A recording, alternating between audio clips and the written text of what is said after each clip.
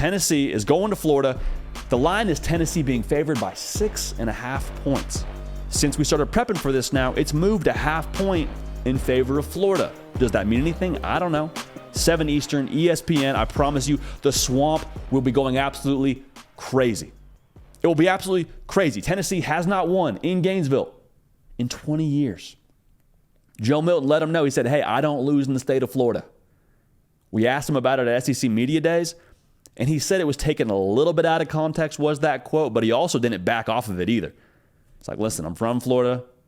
I'm going to have some people there. Like, it is what it is.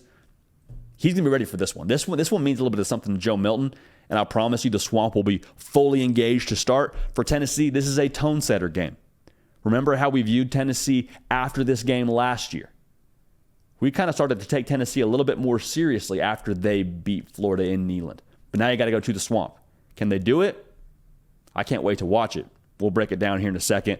Talk about Florida in a minute as well. Really quickly, though, make sure you're subscribed to this channel right here. It's college football and only college football. No additives, no agendas, no high fructose corn syrup, just ball. Right here every single day, live, Tuesday, Wednesday, Thursday, 11 a.m. Eastern. Want you a part of this, so make sure you're locked in. Thank you in advance for that. For Florida now, if you beat Tennessee, everything is just better in Gainesville, right? I mean, the bed is more comfortable. The weather is better. There's less traffic. Like, life is just overall a better situation in Gainesville, Florida, if you take down Tennessee. All that talk around Billy Napier, is he the guy, is he not the guy? You take down Tennessee, I promise you. I don't know if that goes away, but you for sure take that volume knob and you dial that back quite a few notches. Because this rivalry now, it means a little extra something. And a big part of this game early on is going to be the external, especially for Tennessee now. That swamp going to be right there on top of you. That crowd will be in your ear. They will be screaming. It will be loud. It will be raucous. It will be every adjective you can put into that. And the first quarter will determine the impact of it for Tennessee going forward. Because for Tennessee, they've got the pressure to win this game, having not done it in 20 years. We'll say that one more time. Haven't won in 20 years in the swamp. I promise you. The good people in Gainesville, Florida, they know that. They know what Joe Milton said. And there's a feeling that the way that this game starts, in my opinion, is going to feed the beast that is the crowd in the swamp. Like, if you get a turnover early in your Florida, if you get to the quarterback and cause a sack, or if you create a false start, like, that's just going to cause this whole operation with the external, with the crowd, to compound, grow louder, create belief, like we've seen it a million times. If Florida's going to win this football game, the crowd is going to be a factor. Now, for Florida, here's the task. You got to keep them engaged. Got to keep putting logs into that fire. Got to keep heaping coal into that furnace. You want to know how to stop that whole crowd from being a factor? Do what you did against Utah. Stupid penalties, false starts, guys with the same jersey number on the punt return team. Have a turnover. Have a quick 3 and out. That will take the crowd out of it. And I'm not saying you can't do one of those things, just one time, a one-off, if you will. But if you do it a couple of times, like the home field advantage, it's still there, but it starts to dial back. To win this football game, I think you need that to be a factor. So keep an eye on how this thing starts in the first quarter. That's going to set the tone now for what this crowd does throughout the duration of this football game. The matchup to watch for me in this one, the Tennessee wide receiving core and the Florida secondary. Because the Florida secondary, not statistically been bad, but they had some subpar moments. Most notably, the first play of the game against Utah where Money Parks goes deep and just takes the top off the defense, and Utah connects with just a body blow early. That changed the trajectory of that game. And for Tennessee now, they have some firepower. They have some horses that can run in that wide receiver room. Squirrel White going to be one of them. He's been clocked going right around 23 miles per hour. That's speeding in a residential. Keep an eye on what he does. They've got some dudes, right? That's what we're trying to say here. They've got some horsepower in that wide receiving core, and they are going to take some shots.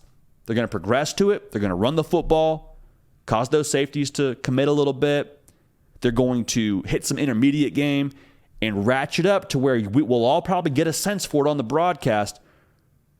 When they have, let's call it 2nd and 4, Joe Milton's probably at this point, let's say he is 5 for 7 with 34 yards. They're going to take a shot. They're going to take a shot. How Florida responds to that is going to be crucial. Because if Florida can keep a lid on that deep pass game and keep from the explosive plays from happening, that changes what they do offensively. That's what this whole thing is about. That's what this whole matchup hinges on, in my mind, is how the game is played. Because if Tennessee is just lighting off rockets like the 4th of July, and Joe Milton's just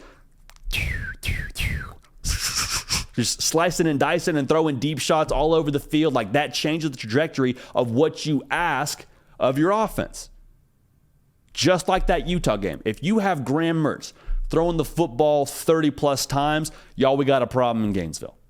Like, that's not the situation you want to find yourself in if you're a Florida Gator fan saying, okay, 3rd and 7, down 13-0, Graham Mertz, go out and win the game for us. That's not the game plan. The game plan is to give the ball to your best players in Trevor Etienne and Montrell Johnson. The subplot within that, though, if we're dropping back a lot, if we're Florida, that gives that Tennessee pass rush a chance to get after us. James Pierce, he was an outlier for on-3 in Charles Power during his time as a recruit. We had him as a 5-star. We had him as the number 2 edge in the country, and so far he has lived up to that billing in a very, very big way. 3 sacks so far on the year. He had 2 against Virginia. If they get to obvious passing situations, if they get to obvious passing points in the game where they have to score to keep pace, he is going to eat, and he's going to eat greedy.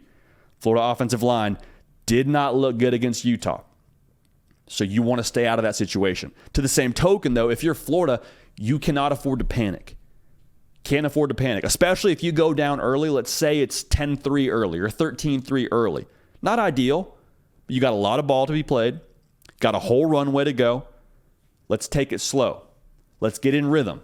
Let's not just commit to throwing the ball around the yard and trying to play Tennessee's game. Florida's not going to win this football game playing at Tennessee's pace. That's just it. They want to change the pace. They want to make it so it's Montrell Johnson right, Trevor Etienne left. Get right around 3rd and 2. If we can live in 3rd and 2 when we're Florida, we're going to be in good shape.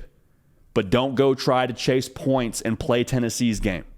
That's not the way this whole thing wants to shake out if you're Florida. Now, here's the differentiator for me in this football game. Here's what could change everything. Kind of like we talked about a second ago. Joe Milton in the big play and his deep ball, Bazooka Joe throwing an orange like 100 and however many yards, can throw a football 90 yards. If they connect on some of those deep passes, this thing gets really interesting. Because then what does that do? Probably solves every issue Tennessee could potentially have. Sounds hyperbolic, but I don't know that it is. You hit on a couple deep passes, that swamp, man, a little bit quieter. Volume gets turned down quite a bit. That box, they're trying to stack and keep Tennessee from getting in rhythm because they want to be a run-first operation. Make no mistake about it. Hit a few deep passes, you can't add those numbers into the box. You got to be a little bit more conservative defensively. It also boosts the confidence of Joe Milton. I understand he's a 6-year guy. I understand that he has played a lot of ball and been around college football for a long time. But you go drop some dimes in the swamp in your home state after talking that cash. There's some self-belief that creates within you. That also creates some belief within that locker room, within that team that, hey, we can do this. All right? I think they already have that edge, but to be able to do that in a setting like this, in a game like this that you haven't won in 20 years on the road, like, hey now, that would give some juice to this Tennessee football team. So, the pressure in this game is definitely on Tennessee. This is a huge get-right opportunity for Florida.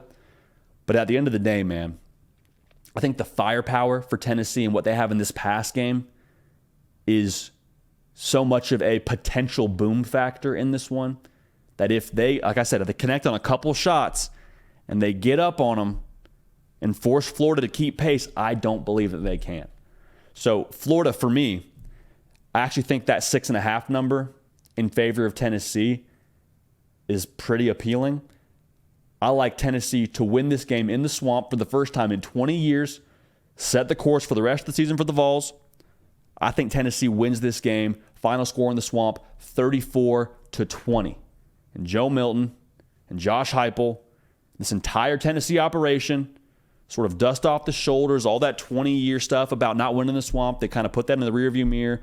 They charge forward the rest of the way, and we see them start to kind of get their sea legs and make some noise in the SEC. You guys all know how much I love Rhoback. I wear them all the time. I do it for a reason. They have the best polos on the entire market. And if you need a polo to last you the entire day on a hot game day, Rhoback is your answer. Saw a few of these in Tuscaloosa. I promise you that was a smart move from all y'all that wore it at the tailgate. at pregame, during the stadium, like whatever you were doing with Rhoback, if you had it on, you had a more comfortable situation than the guy next to you not wearing Rhoback. The moisture wicking technology and 4-way stretch makes it easy to move while keeping you feeling fresh. Rhoback's everyday shorts are the perfect pairing as well. They are so comfortable and have an elastic waistband and great fabric that is made to stretch. Rhoback has also proudly been leading the new NIL charge, having signed partnerships with college stars like Cade Klubnik, Kyle McCord, Nick Singleton, Jalen Milroe, and Audric Estime. They have also teamed up with the legendary Coach O. So use code JD on Rhoback.com for a generous 20% off for all new customers through the end of this week. That's spelled RHOBACK.com. That's 20% off all performance polos, shorts, and more with code JD. Just in time for football season, make sure to check them out at Rhoback.com. Good people at Rhoback, man. Good people. They've been with us here for a minute since before this show got to Nashville, Tennessee. Good people. They get us. They're college football fans. Cannot recommend them enough. Hey, y'all. Thanks so much for watching. Subscribe to the channel here to make sure you don't miss an episode of The Hard Count. Also, be sure to check out other videos on the On3 YouTube channel.